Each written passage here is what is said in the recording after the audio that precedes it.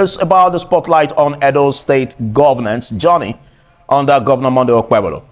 We have barely months into his administration. The policy signals are already drawing attention from the promise he made to the people.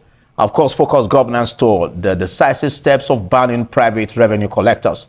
What does this mean for the state's economy and the public trust, and of course, and service delivery? And how do these moves align with the administration's broader policy thrust? We will be unpacking this impact, the opportunities, and of course, the possible ripple effects with our guests in the studio and of course, via Zoom. Stay with us. My name is Philip Omo Gyukpon. Quickly, just to let you also know that our viewers on independent television, of course, our listeners on independent radio, joining simultaneously, we will be allowing you to also ventilate as usual.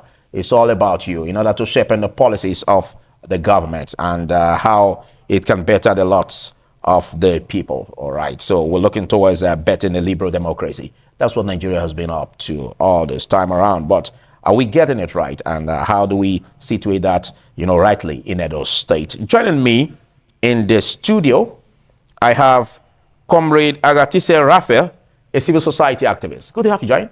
Thank you very much. Thank you. And I have a very, very, very gallant constitutional and human rights lawyer, Dr. Kasley Omoirabo, quite a long time now. Good morning to you, Dr. Kasley. Good morning, my brother. Hello, viewers.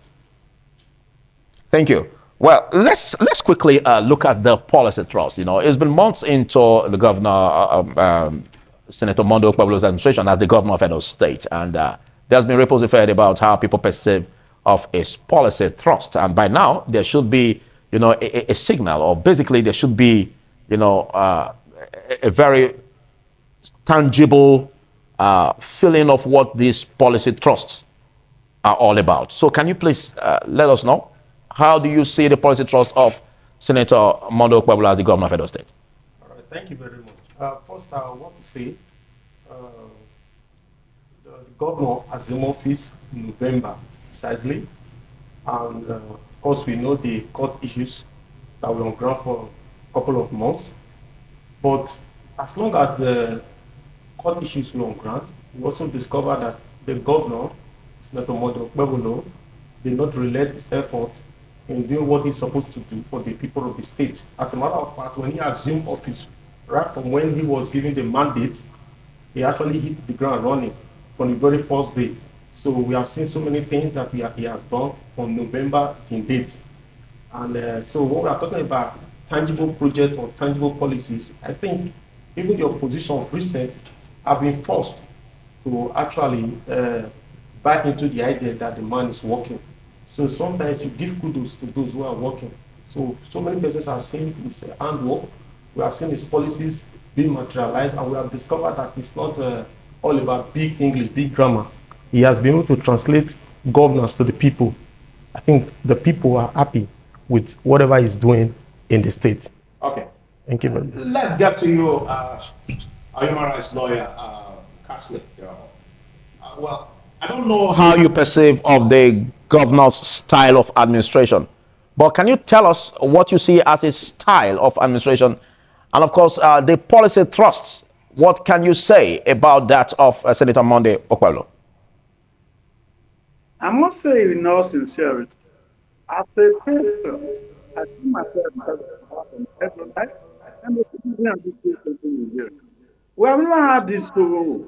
We have a governor whom everybody thought we were underrating him. We thought he would not perform. It was a stupid, was this, that. But now we can see that you don't need to talk too much, but you can perform. Look at the boldness he exhibits. He appoints somebody today. If you mess it up, he has to go without caring about who's of his God. Does not believe God political fatherism. If you meet you with him, he will tell you, oh, that you misappropriated, your stolen money, he will suspend you or remove you. If you're going to call him back, make sure your partners free you. And there's no reason to bring you back, we'll put you back on observation. If you're misbehaving, he asks you to go. And his policy trust is not a matter of press or television. His policy trust that let me be seen doing it. And he goes to by himself to inspect in all these projects. He goes to primary school, he goes to secondary school, goes to health center, see it himself. He's not an office-sitting governor under conditioner and drinking tea. He's a workaholic governor. I only myself, I follow the other thing. We were together in primaries. I was looking at it. What we do. But by the time they said he should be given governorship, I was against him. We later said, but I can see now that he's a man of principle who does not look back. If he wants to do a job, he does it sincerely, courageously, without caring who's of God.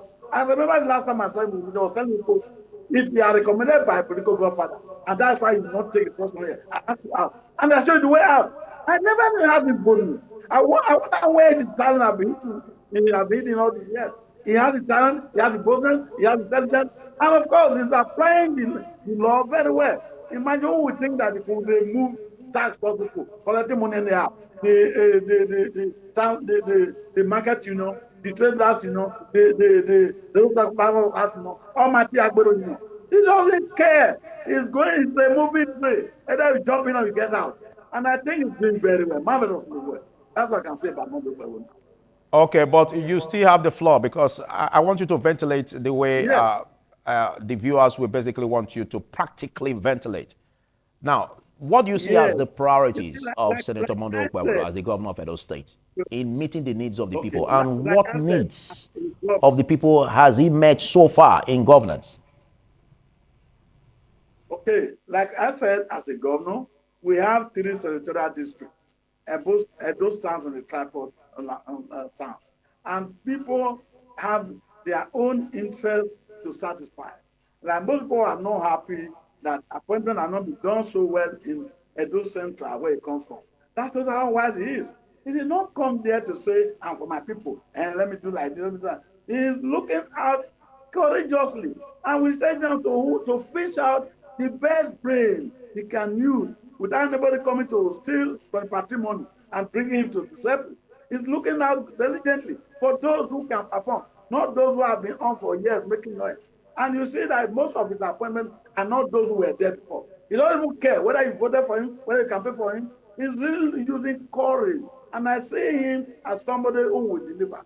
All we need to do is to rally around him, give him the courage, give him the boldness. Everybody can go around everybody. Everybody must not be appointed. Even at that, you need to be appointed, we can contribute to governance. No, you don't need to be appointed, we can contribute to governance. You can, in your own little way, contribute to the positive governance of our country. Modoka, I have not seen any reason why as an activist I'm criticizing. People believe that as activists, they are supposed to be fighting government. Deciding, yeah, you criticize somebody who does not take correction. This is somebody you don't have access to. This is somebody who is doing aggrandizement to please political godfather. But I am really taken aback to see the way he does his things. He doesn't even care who you are, doesn't know you, doesn't know what you do, and he looks at you and gives you a responsibility to carry out. You're not going to out, he's not afraid to drop you. He goes ahead and do his things. And I really think he's doing well. And I want us to encourage him. So honestly, I am surprised with the pace. Just 8 months. He has achieved a lot. He's still achieving. You can see that almighty Ekpoma, which is we were told is a federal road and cannot be repaired. You can see the great work he's doing there. I thought we were told the federal, we can. The Edo was landlocked. No road from Lagos, no road from Abuja, no road from Agbo, no road from Warri. Now you can see that things are being done. This is a man who does a lot of jobs without talking too much. I think I really give him good. That's it. Thank you. Well, let me get back to you, Raphael, because a lot of the citizens of the state are looking up to what the priorities of the governor really are. And most especially, it's expected that, we'll be counting, the projects or what his government or administration has come up with. So what will you say are the priorities? And what do you see him in the nearest future transforming these priorities into that will better the lives of the people of Edo State? All right, thank you. I think the topic is Edo State Governance Impact Policy Trust. And according to Dr. Rabo, what he just said, he talked about so many stuff that the governor is currently doing. When we are talking about impact that the Senator Mondo Okpebholo's administration has been able to do in the state. First, you look at the issue of road, because we are talking about how it affects the citizens, the people of Edo State, you look at the road infrastructure that is currently ongoing. Edo State currently has been turned to construction site. You understand? And we are not just talking of just mere roads. Go to the roads and go and observe what is happening in the road. Has that not been even before his administration? No, the type of road we saw in previous administration, so to speak, sir, we are in this state. The type of road we saw in previous administration is not the type of the in-depth of road that we are seeing currently. If you see the type of road that he is doing currently, you understand, it's something that is superb. What areas are these roads being done? All right, like if you go to Ipobai area, even close to this place here, you see the road that is going on, which is Oluku by Peck Police Station. Go there and see what they are doing there. Does it translate to the entire 18 local government councils? Yes, they are doing patches in so many places. So the beautiful part of it is the fact that the quality of roads, I'm talking of roads in particular, and the quality of road that is being done, it's not the one that will just come and pour gravel, pour concrete, and they say they have done. No, you have to dig deep and you have to refill. That's the type of quality of road the man is doing. You understand? And you can only compare that style of road that he is doing to the Adanso Shomole style of road that he did in his tenure. That's number one. Number two, in terms of the capacity of the gutters that are being done, you understand? You can also compare it to the time of Adanso Shomole. Are you getting it? So these are some of the things that the governor is doing, and we should give it for him. That's number one. Then number two, we are talking about the impact of his administration within these 9 months that he has been in government. Two, we talk about security. Sir, I will tell you vividly that since the inception of this recent democracy in 1999, in Edo State, I have not seen a governor, to be frank and fair, sincere, I have not seen a governor that is fighting insecurity headlong. That is just the truth. So how is he doing it? Of course, we are in this state. We know what is happening in this state. As a matter of fact, the current CP, when we had meeting with him when he newly entered the state, one of the beautiful things he said that I still remember is that when he met, the first time he met with the governor told him that whatever you need to ensure that Edo is safe, let me know. Do you understand? And every budget he has given to the governor in respect of security, he just want approval. That shows you that a man that is ready. Is it just enough to approve? No, approve and implementation. You see a governor that tackles insecurity? Are you talking about just approving money? No, not just money. Now I'm talking of infrastructure. I'm talking of so many things. Because one thing is this. No. We're looking at insecurity. And it's good you are on this. All right. So, and I ask you, in what operational ways has they been tackling insecurity? All right. Now, when we are talking about approval, generally, you see, there's what they call body language. It is possible the leader, a governor, gives you approval, and the body language is saying something else. And so because of that, as security, you will not be able to act as we're supposed to act, because you discover that the body language of the governor is saying something else. But in this case, it's not. You understand? The reason why the current commissioner of police, the police and every other security outfit are able to work, very free is because the governor gave them free hand to operate. You understand? And irrespective of whoever is caught, the man is not playing partisan politics. So if it's a party member that is caught, you go in for it.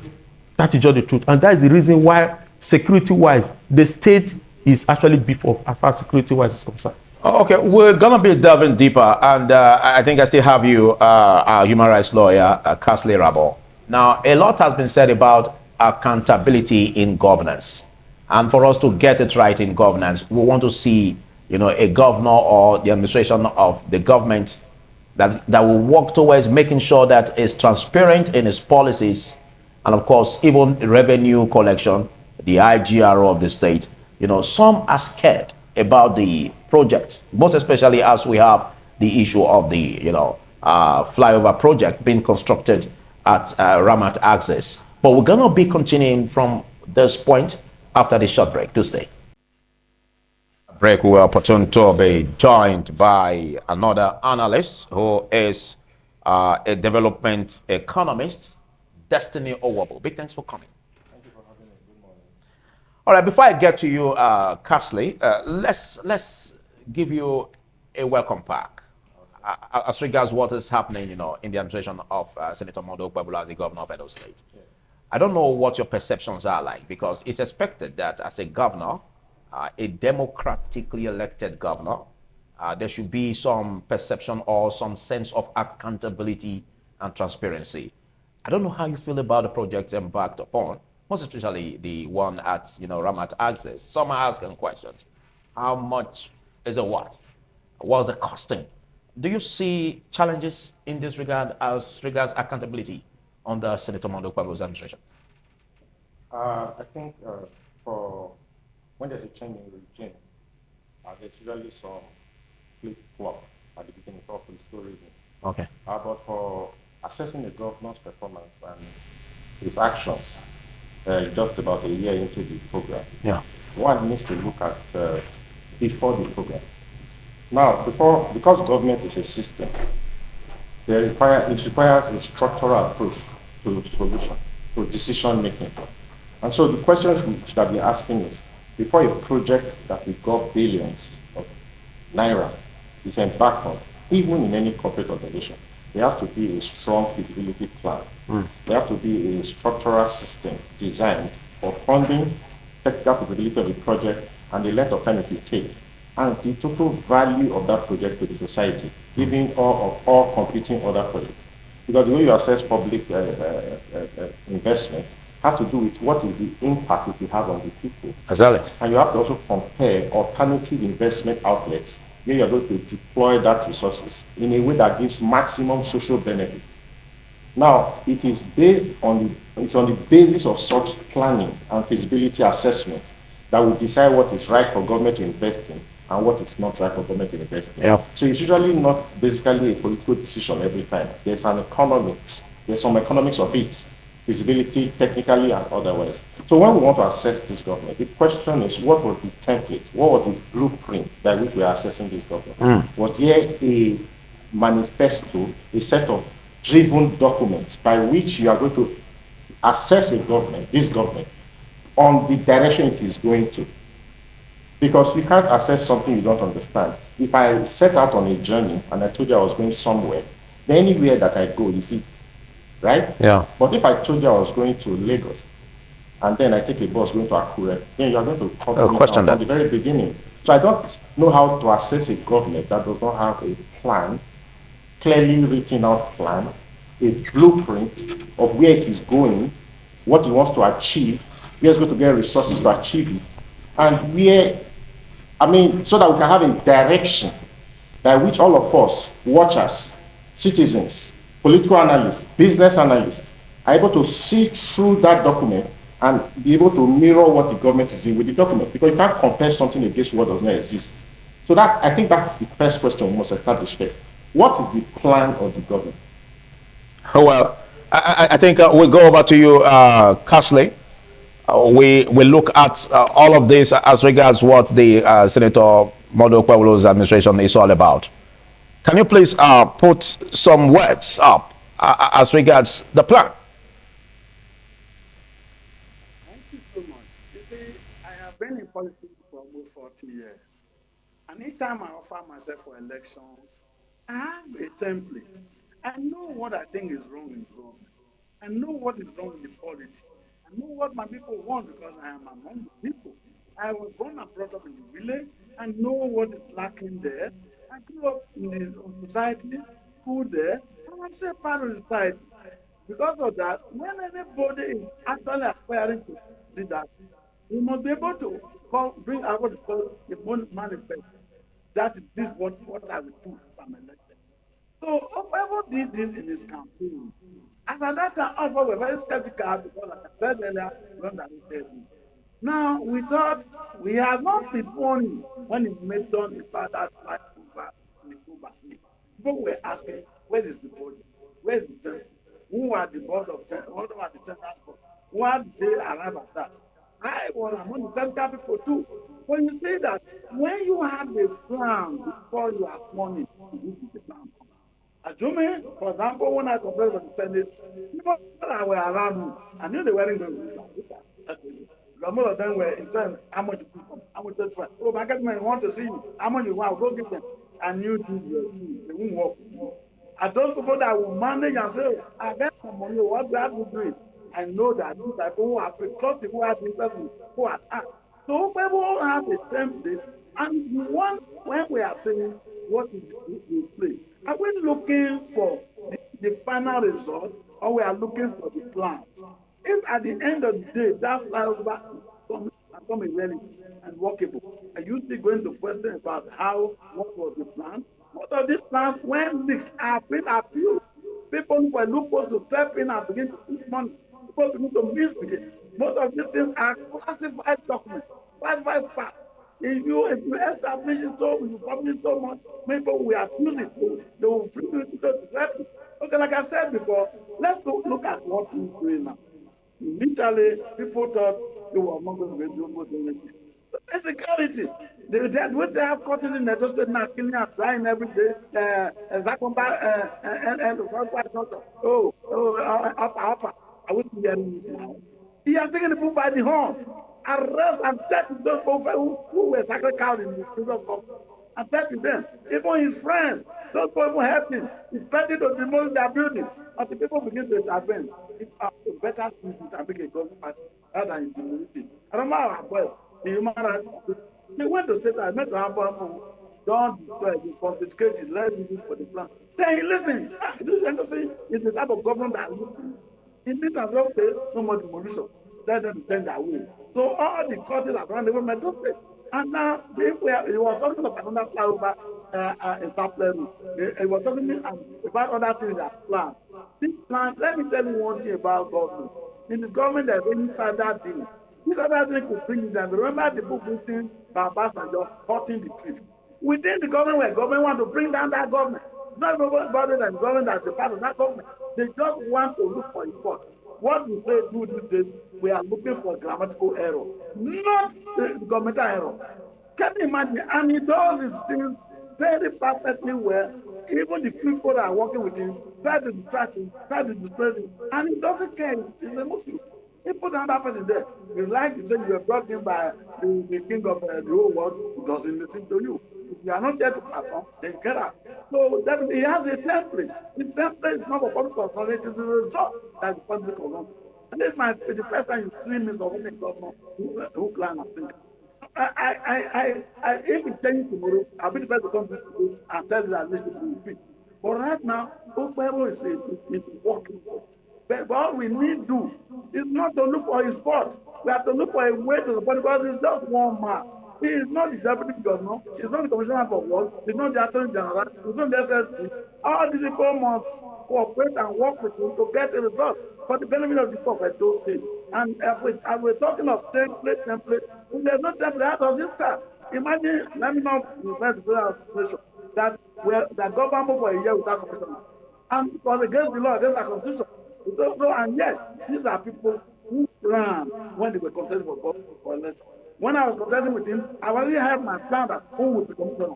I didn't know who would be SSP. I didn't know what they can do, not just political appointment, what they will do when they are there, whether they can do it. If they can't, then I go outside and test it. And I think that's what we will do gradually. Looking for who? Looking for eggheads. Looking for those who can do something. Put the right peg in the right hole so that we can achieve something. But we are thinking, oh, it never reached my body. Oh, why did you do this? What was the temple? What was the budget? What was the tender board? If you continue this tender board, they will bring their brother to come back. They won't do anything. If you conclude that this resources, the money you give the person who's going to produce it, now people will go and place it so that they can earn money. So I think for me, as a president, I really think what he's doing well. He has a focus. He has a plan. Although the plan is not made yet for public consumption. You realize that this man is not playing politics. People in the nations are playing politics. You have heard people will say you need a second term. They have never spoken about that. I remember the last meeting we had in a month ago in the United States House. He said when he was causing election, he was asking himself, must I win? Why are people coming in to ask me, must I win? I'm not confident. Go home. He said, when I won, I told myself, I don't owe anybody any dime. I don't owe, I only owe my duty to God to help my people. I tried to primary school in this village. I tried to secondary school. So why will I not know the pain of my people now? Am I there to help the poor people, the rich people who are already having a private jet in the home? It's for the needy and the poor I'm here. So those words alone tell you that this is the focus of human being. If somebody is prepared to try the project home, I think it's doing well. All we need is to cooperate with him encourage him. Wherefore is going wrong, we correct him. Nobody is perfect. Nobody is perfect. I call him every day and tell him, like when the issue of Peter Obi came up, as a constitutional lawyer, I know that we have the right to do anywhere. But people misinterpreted it. If you need to be cannot go, it can come as an individual. But as a personality of the stature, now we are battling with this spirit because of custody. Let me know when we are coming. Now we can arrange for people not into the personal property. And we're calling for names. I called him and said, let me listen what you said. By the time I got him on the video, I spoke to Ikilo, the SFG, who picked up a agenda and looked at it. It was done. Nobody is perfect. If we make mistake, we correct immediately. And we go apologize and go ahead. For those constructing that does not construct, I don't think we're going to lose. All we need now is all hands on deck to keep a new state of our dream. That's what I think we do. Thank you.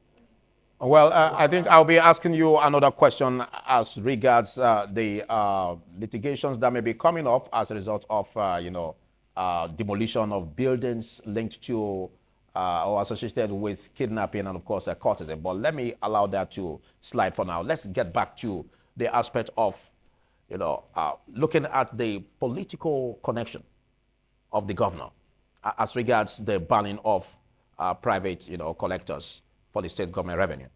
Some have said, why now? That is coming late. Why didn't it start it at the beginning of his administration? And some also say, well, could it be as a result of the fact that, well, he allowed some boys that have labored for him during the election to have a little grip before he comes in and ban all these private collectors? What do you have to say in that regard? All right, thank you very much. Before I talk on that, I quickly want to chip in one or two things concerning the template that my brother Destiny talked about. You see, when we talk about general template in terms of government, the question I normally ask people is, what really do you want? Is it template that you want, or you want actions? Do you understand? Because when you go to government, as before this government came on board, we are going to see so many templates, so many MOUs at the end that they were never implemented.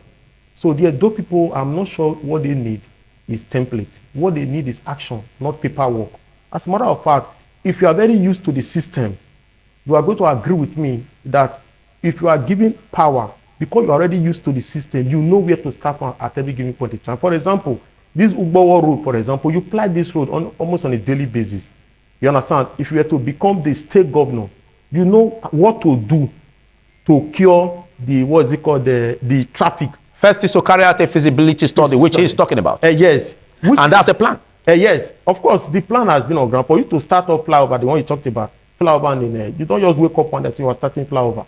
This plan has been on ground for like 1 year or thereabout. If you listen to Philip Shaibu when he was going to run for election then, you listen to some of his clips, he was always saying that if it was opportune to become the state governor, that the first thing he's going to do is going to start flyover. So this thing has always been, the template has always been there. That's just the truth. So what the people actually want is not just template in question. What we want is action, because we've had so many templates, so many MOUs that never materialize. Okay, I'll turn to the second question. All right. So for the second question, the issue of why is it now that is banning ticketing? The truth of the matter is, the Benin will say, whenever you wake up, that is your money. Okay. You understand? So are you trying to say that he woke up late? Not that he woke up late, but the truth of the matter, he gave them enough time to change.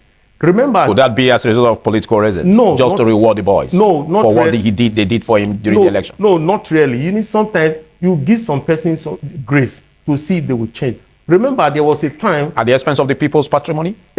Not really. Are you saying that the people's patrimony can be, played with? No, not really. With grace. Okay. If you discover, if you observe, some of them were given portfolio, SSA and all that. And one of them was made chairman of the enforcer. And so the governor, in his own wisdom, discretion, felt that these are persons who are mature enough to handle this area. So he gave them enough time. So, but it was at the point where the chairman of the enforcer, I'm talking about some of Comrade Tony Kabaka, started crying out, that this thing has gone beyond him. He cannot no longer enforce this stuff. That was why the governor had to come on. But we all know when the man started crying out, Comrade Tony Kabaka, that this thing has gone beyond him. So it was at that point the governor had to come on board. So he's not coming late. He actually felt that they could use their, their maturity to handle that setup. Okay. Well, while you have your reaction over that, I want to also get your expert knowledge about the economic viability of the flyover at Raman Park access. Yes, like I said, when assessing a project like that, there has to be a basis for assessment. Assessments do not stand alone, or they will be backward and regressive. You don't assess something, you don't understand the whole plan. And the argument that my friend just mentioned and the senior there is a regressive argument.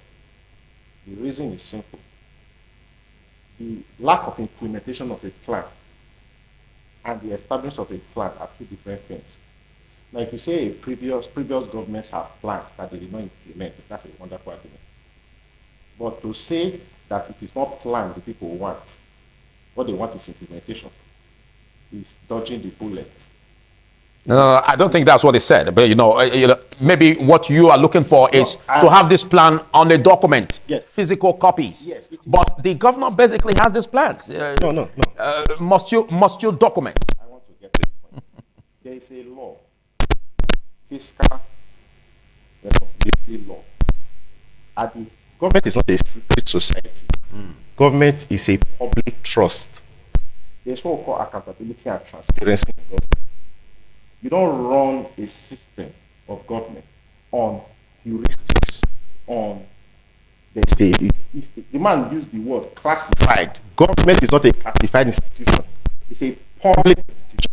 And anything that involves public funds, there should be transparent. It's a basic principle in accounting and governance. It is not discussable. It is not disputable. It is not politicized. Transparency and accountability are embedded in the public governance systems. Are you getting it? So we are not putting, it's not something we talk about, we go back and forth. It's something, it's a holy grail. It's a foundation of government. It's sacrosanct. Yes, the reason is because you asked me a question based on a government policy. Yeah. But I don't have a basis for assessing the smartness of the policy. I want to say something great about why we have this, why we need the flyover bridge. But I need to have a template by which I assess that. And that template is not a property of government. It's the property of the public. Because you're going to spend my taxpayers' money to fund it. And if you're going to spend the public taxpayers' money to fund any government project, the document that conceived that project, that is going to validate it, that is going to make it run to the end, should be made public. It's common sense. It's not something we debate. Yet, that aside, that's not to say that the project is wrong. I can't say that. That's not to also say that the project is right. I can also say that because I don't have a basis for assessing that. I don't want you to be diplomatic. I want you to be straight, straight to the point. Because if you look at it economically, Yes. Some have said anything that has to do with easing of the traffic brings economic value. Of course. But then we are going to So that's the point. Yes, we are going to look at relative values. When you say anything, it's not anything. We're going to look at relative values. There are several solutions to a problem. If there's a traffic problem, there are several solutions to that problem. Okay? You pick out of the competing solutions. The one that is with minimum cost and maximum social benefit. That's why I say you have to document. Okay? The transport problem in the state, has it been extensively studied to tell which solution, what if you now discover that a rail solution would be better? What if you now discover that simply tarring the roads is the transportation? But we've never had a flyover project, so isn't it a welcome development? Yeah, of course, it's not the artificialness of it. Like you said. Yes, it's not that. It's not that. We've had several white elephant projects in this country that were done and very beautifully constructed, but then many years later, it did not work. You've seen situations where airlines were built and then the airlines failed just because there was no proper study. When you set up an airline, there must be an airline repair shop, there must be pilots, there must be technical aspects, which you ignore. So if you go and set up an airline without wondering what happens when something goes wrong, are you going to be importing experts that time? Even if you spend 800 billion setting it up, the airline can fail in just 6 months. That's why we need plans so that we can assess the viability of the project. Okay, so that done I said. But I think it is okay when people say this state needs a flyover. It's okay, there's nothing wrong with that. But I'm not, as an economist, I am not interested in the high-sounding words. I'm interested in the viability of any project. Okay? If a project is viable, sensibly viable, then it should be embarked upon. And if the government in its wisdom feels that that project is viable, then it's okay. There's no problem with that. Okay? There's no problem with setting up a flyover because their basic argument is that it will ease transportation problem. Except that as a scientist, I am more interested in how does it ease the transportation problem? How much people will be saved from transportation problem? What will be, how much will be, there's a document, there's a research that should back that up. How many people will it ferry? How many, what will be cost reduced in the process? How many people will be impacted by that? These are big questions we don't answer with one barrel, one statement. Okay, are you also considering the revenue being generated by the And then we are state? going to look at some, so you have to, it's a holistic project. It's not something you just put on and just give one simple answer. We're talking about the government with multiple competing interests for the same funds. Are you getting the point? So that's it. But if you ask for my perception about what this government is doing, Most especially as regards the private revenue collectors that has been banned. I have studied this government for 2 years, so about a year and so and I see a pattern. There's a pattern. And the pattern is simple. The government uses what we call stopgap measures. Okay? That's not Which is brilliant. not particularly brilliant in the long term, but in the short term it works. And the government is on things. You can see it from the decision they take. They see a problem, they respond quickly. Quickly, okay. They respond quickly. That's good. It shows the government that's in charge. It shows a government that wants things to happen. Okay? That's a great thing. So, but we still call it stopgap measures for a reason. So we're looking at long-term sustainability. Okay. Okay. Now, Edo State should be leaning forward, not leaning backward. Let me tell you why it's stopgap. In 2017, when the previous administration entered, in the New Year's speech, the first thing the government announced was that they want to phase out non-state actors from collection of revenue. The previous government, I'm saying that. And they did that. They brought that to template. By March of that year, they set up a bill to ensure that all state collections are harmonized. There's a revenue harmonization bill passed into law. By March. So January, there was an announcement. By March, there was a law backing that. And then the systems were harmonized. All right? Before the government did that, there was the same reports. Okay? So once we have learned, that was 2017. This is 2025, 8 years later. Okay, there must be some wisdom in the government not using unions, non-state actors, the crude methods, government structures. There was some wisdom. 8 years wisdom. All right. Now that this government has come into power, what this government should be doing is consolidating on the wisdom, not moving. Like continue the legacy. Yes, continue the legacy and innovating more around. Improving on them. Yeah. We learn. Government learns beyond the political considerations. Government learns. It's an institution that is supposed to be organized around systems. It's not big man government. It's systems government that produce results. Okay? Now this government learned backward by bringing these people in. And within a year, learned forward again by taking them out. So that's what I call stopgap. Okay. Okay? Now you have removed them abruptly. And I read the statement. The removal was clearly stated. But the solution, what next? What are we going to do now? Oh, yeah. Okay? Now, many problems. You mean there are still puzzles? Yes, there are puzzles. One, those people that have been stopped, that is their job. Now they've been rendered jobless. We have to handle them. We have to deal with them. They are citizens of Edo State. They have rights to income, right? Now, when you stop them, it's not just stopping them in a fiat. You have displaced some people away from jobs. And so they need to be handled. One. Another question is, the government, does it have the manpower to replace that system? Because then they were doing to bring a balance. To bring a balance, because you're going to replace them, you're going to get more revenue now. But do you have the manpower to enforce it? Why did you even contract it in the first place? Because there was a problem, right? So do you have the manpower? Have you not set up the manpower system, the legal systems, the financial structure system to continue? Does the government have that manpower? Okay. That's question 2. We don't know that as we speak. Now, question 3 is this. What if the government suddenly, 6 months from now, decides that I want to forgive them? You see what we call stopgap? And bring them back. Bring them back again. So, you see, when you are running a government, okay, you must have a structured approach to things. And that is why we need a plan in the first place. Because in a plan, you can quickly see where something is going wrong. And we tweak the plan. And everybody can see where the thing went wrong. when there's no plan, there's no structured approach to things, you use what we call stopgap wins. And let me tell you, and that also goes with all the policies of the government in the last 1 year. You see, even when the government came in, the first thing it did was to remove this same notice that was the first announcement. Stop all collections, right? And so somehow we've now started hearing that they've come back again. And then some months later, they removed them again. What about all these buildings and the laws about destroying buildings? Exactly, I was going there. I think you brought some significant dimension to this. Yes, those laws, there's nothing wrong. Let me tell you, I understand the problem the government is facing, and I sympathize with the government.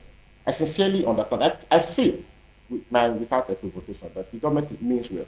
I can see it in the policy. He means well. His policies are designed to really solve problems. I can see that. But he's using a hands-on approach. So look at the kidnapping issue. If your house, if you look at the law, call any legal expert, they will tell you that what informed that law, that if you see somebody kidnap somebody and then there's a house that demolition of the buildings, do you understand the number of human rights violations? We have a human rights lawyer that will be attending to that. There are a lot of human rights violations there. Because there's a subsisting law that says that only the court. You said it, okay. Only the court can give a warrant to do anything to a person's property. Okay. So did the government follow that process? All right, thank you. Well, a lot has been said. Yes, a lot has been said, but it shouldn't look like you're feeding my mind. But quite brilliant what Destiny Owobo said. And we peddle this question to you, human rights lawyer. We have various questions, but let's look at the aspect of the, destruction of buildings, demolition of buildings associated with, whose owners are associated with the aspect of, kidnapping and courtesan without following due process. I don't know if you have an issue with that as a human rights lawyer. And again, we look at this flip-flop about the, banning of the private revenue collectors on the government's revenue. Because like what Destiny Owobo said, yesterday I was casting the news and I took one of the reports where one of the news items where even one of the unions were saying that they know that the governor will forgive them. They only hope that the governor forgives them very soon. So which means if the governor forgives them, then they come back to business. This flip-flop, I want your comment on this. Do you see this as a policy thrust that can be sustained in Edo State? Thank you so much. I don't want to speak as a politician. I want to speak as a lawyer, a trained lawyer, and as someone who has practiced law for over 3 decades now. Now, before you go into demolition of property, there must be a procedure. And look at it very well. Have you found out the ownership of that property?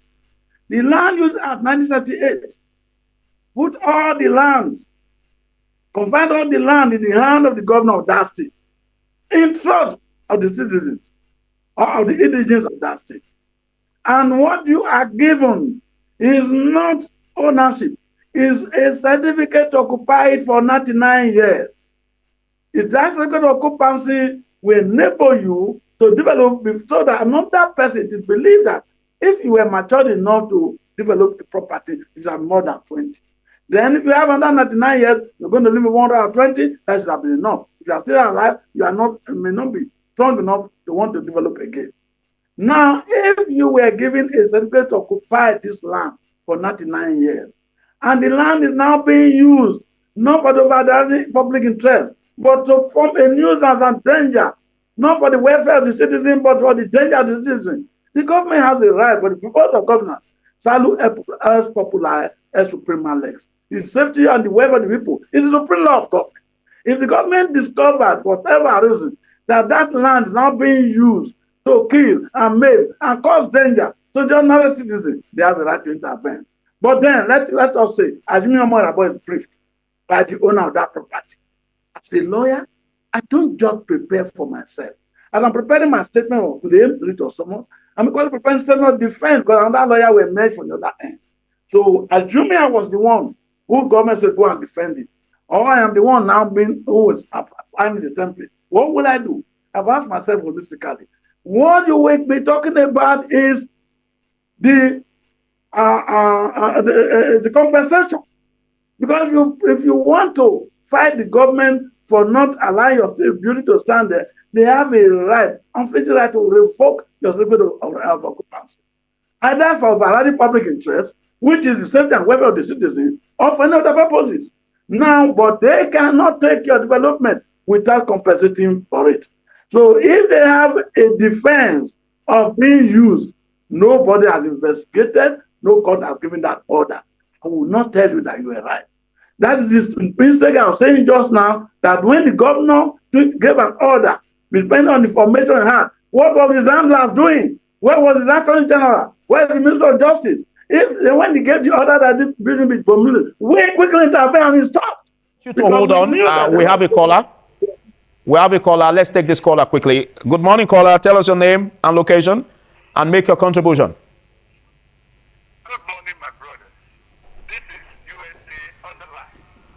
Okay. I must confess, I'm heavily disappointed. You may wonder why. We are not practicing democracy. Because when you are practicing democracy, you are talking of civilized leadership, as understood by my humble self. Under civilized leadership, child of fruit, fly over, pay salary, do this or that. They are never the civil democracy. So this democracy is a massive. So unless we become self-respect or a democracy, and that's why when he or she gets there, they won't be ready to do that with this right. When I'm practicing democracy,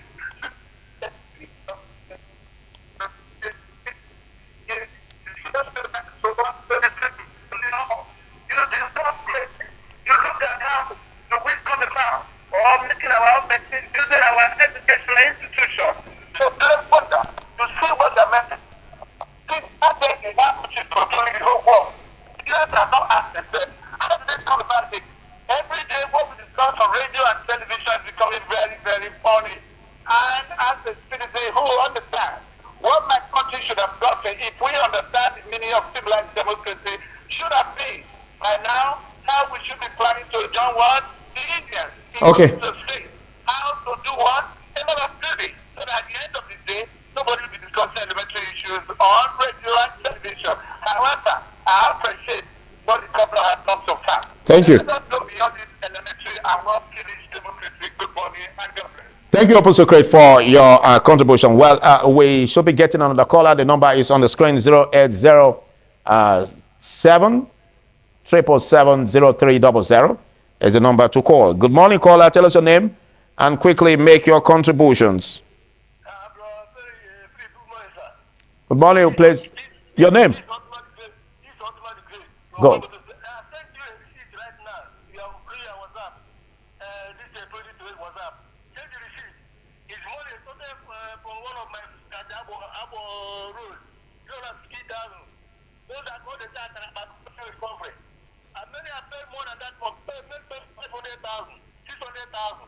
And I asked the government, they said they don't know anything about this money. How can they store that money? Take that receipt. I sent it to via WhatsApp right now. Take it. I don't know. How can we recover that money back? Thank you very much. Thank you very much. Let's get on the call. Hello? Hello? Okay, make your remarks, your final remarks on this, Castle Rabot, because we really talked about the flip-flops on the ban on the private revenue collectors. Yes, like I said, the people did not see it as a government matter, it's a governmental policy. If we employ those individuals to collect revenue and to go about oppressing the needy and the poor and the poor, slapping among us in the market, it is the duty of government to stop them immediately. If they coming back saying they will be forgiven, it is the political pressure. Because it is not Mondokaro's matter. With our footsteps, people go there, they go to with their pastor, go with their king, go with their to go and beg and kneel down. By the time it doesn't, the people will come back and say, it's on hold. So if the pressure comes again, I see the same people, it will be rather unfortunate. Because you cannot bring faith to come and collect revenue. It must be the same as those things I will do. And then they should behave well.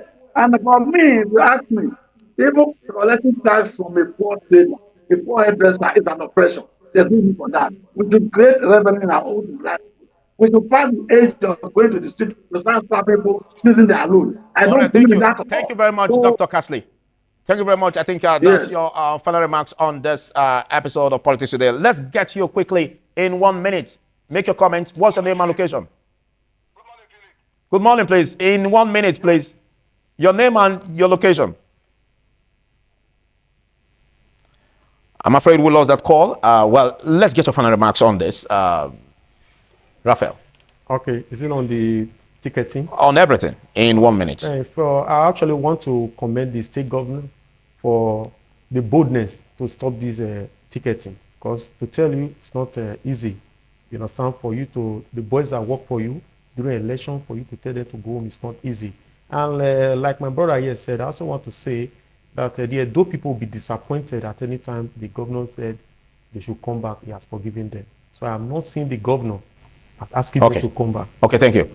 Lua, let's turn it over to you in 30 seconds. Your final remarks. Yes, my advice to the government is to be more strategic with their decision making. Yeah. And secondly, we forgot something. The federal government policy on taxation has been reformed, and the idea is that people earn a certain amount of money should not pay taxes at all. Okay. Okay, so these market women we are talking about and others, they are within the low income bracket, most of them. So they shouldn't even be paying taxes. In Okay, place. hold, please. Yeah. Tell us your name and location. Just speak in 15 seconds. This is Comrade Clement from Upper Sapumba. Go ahead in 15 seconds, quickly. Yeah, please, I want to a little bit divert the discussion to issue pertaining pensioners in the state. The topic on the ground does not cover that, please. Maybe we could be planning out a topic in that respect, but let's quickly get your final remarks. So, being more strategic with policy making and more long-term oriented, Yeah. it's better. And that requires you to, what that simply requires the government to do is to bring eggheads. Yeah. I like the fact that the government is, they are willing to make quick changes, but bring eggheads, have a plan. Okay. And then we can articulate. Thank you very much. For the people. Thank you very much, Destiny Owobo. Thank you very much, Raphael. And big thanks to you, Dr. Casley Rabo. This is much can take on to this episode. We'll see you same time next week. I am Philip Omo Gupon. Goodbye.